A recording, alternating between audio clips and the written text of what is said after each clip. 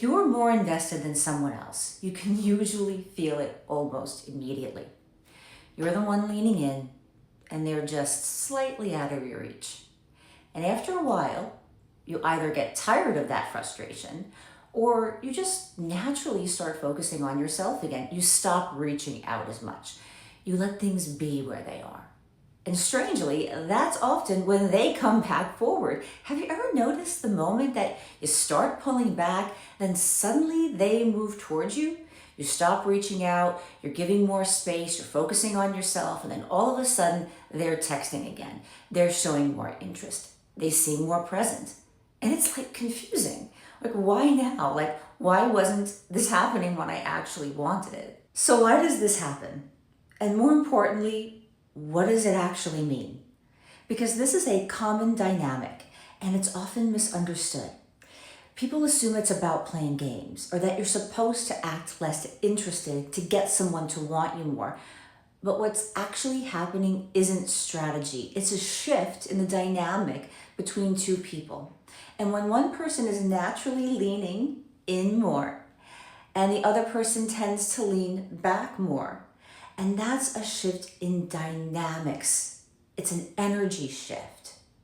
Have you felt that before? When you're the one reaching out, initiating, thinking about them, trying to move things forward, you're carrying most of the energy of the connection. And when one person carries that energy, the other person doesn't have to.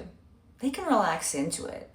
But the moment you stop doing that, the moment you step back, then something changes. Now there's space. Now there's movement missing. And that often creates an impulse in the other person to move towards you. And this is where an important distinction comes in. Initiating isn't the problem. Reaching out, expressing interest, moving towards someone, those are healthy parts of connection when they come from a grounded place. The issue isn't initiation.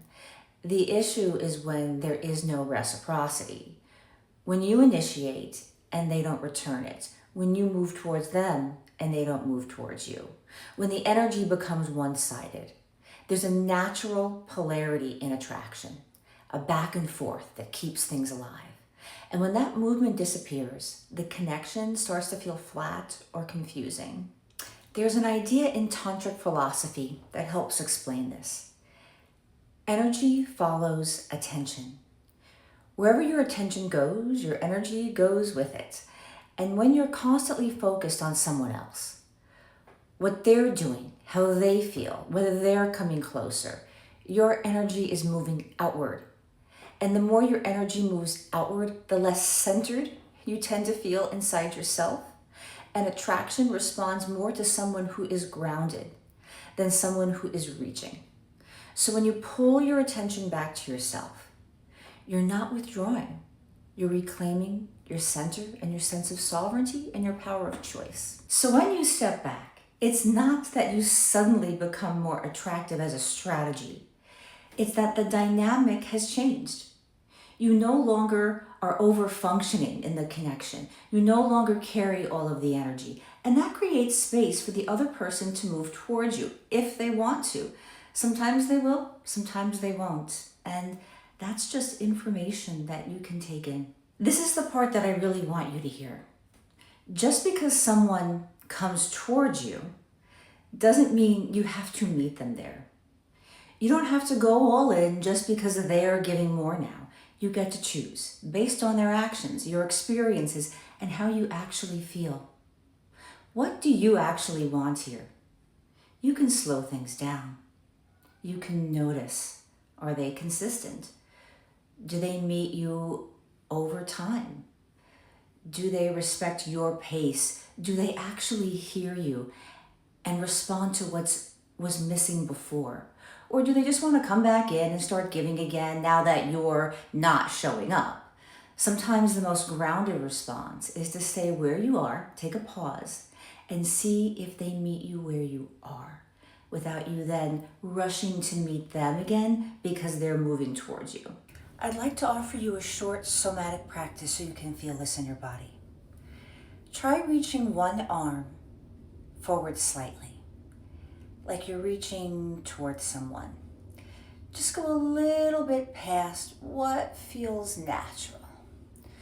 Notice the tension in that reach, the stretch, the effort, the subtle strain of the overextending, and just pause there for a moment.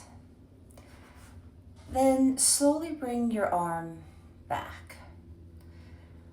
Let it return towards your body.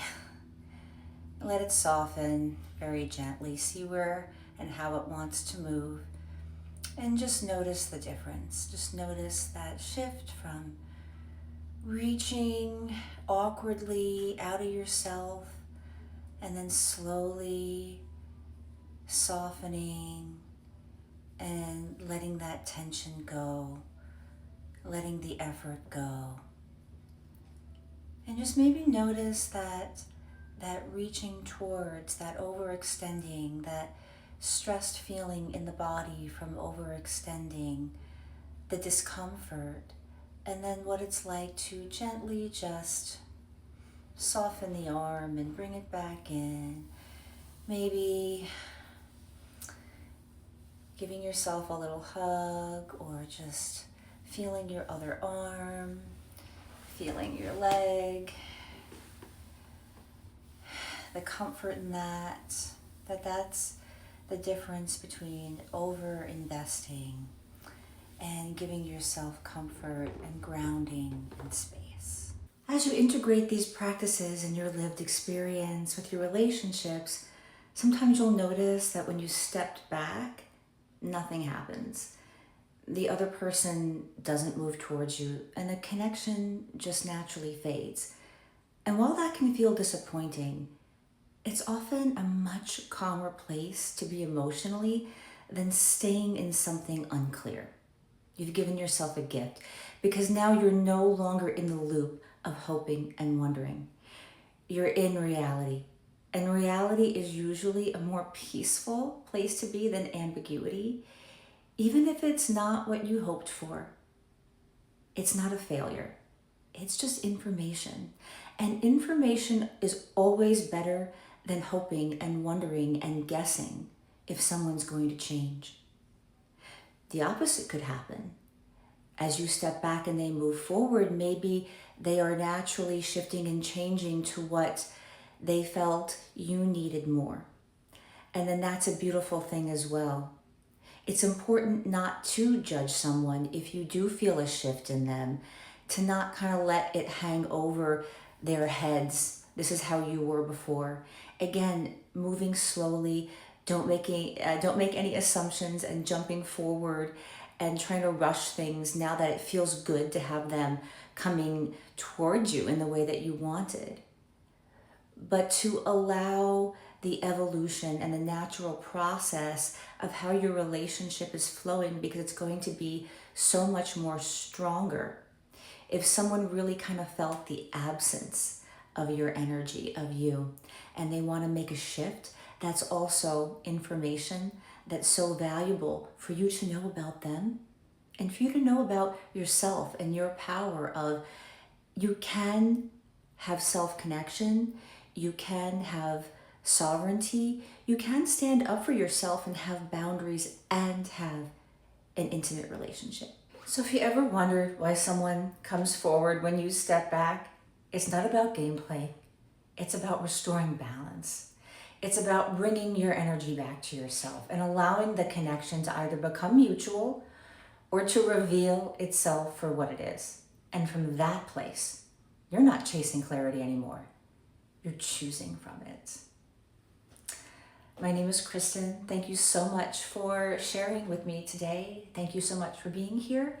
If you are curious and want to hang out more and be in conversations like this around intimacy and the patterns beneath our deepest connections, please hit the subscribe button. I would love to connect with you more. And don't forget to hit the notification bell as I go live. At least 3 or 4 times a week, I do work with me lives where we can just be accountable together and help each other focus. And I just think it's a beautiful thing to have other humans in the room, why we have our private space, why we have our intimate time with ourselves to get the work done, the privacy that we need, but also to not feel alone. I think it's important with so much technology and all of that, which is beautiful and so helpful, to also be with other humans. So catch a live. I also do journal with me's that are specifically just for self-connection, connecting to your intuition, and reflection. So I would love to see you on one of those lives or catch you in a replay. So hit the notification bell. Please give me a like if you liked this. It would mean the world to me, and I'll see you in the next one. Bye.